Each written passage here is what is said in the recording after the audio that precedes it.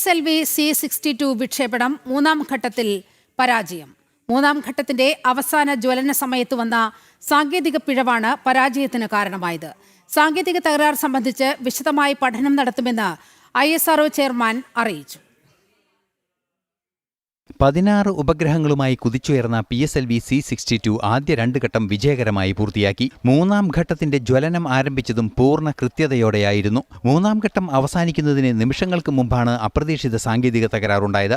തുടർന്ന് ദൗത്യത്തിന്റെ പാത തന്നെ വ്യതിചലിച്ച് റോക്കറ്റ് സഞ്ചരിക്കുകയായിരുന്നു. വിക്ഷേപണത്തിലുണ്ടായ സാങ്കേതിക പിഴവ് കൃത്യമായി പരിശോധിക്കുമെന്ന് ISRO chairman doctor V. Narayanan അറിയിച്ചു. We had attempted the PSLV C-62 EOS N1 mission.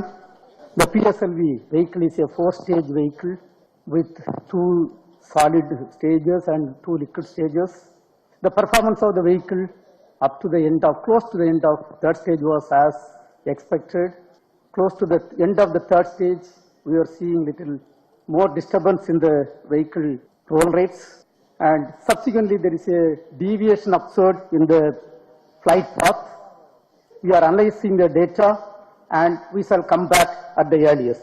ഭാരതത്തിന്റെ ഭൗമനിരീക്ഷണ ഉപഗ്രഹമായ EOS N1 ഉൾപ്പെടെ 15 ഉപഗ്രഹങ്ങൾ ഭ്രമണപഥത്തിലെത്തിക്കുകയായിരുന്നു ലക്ഷ്യം.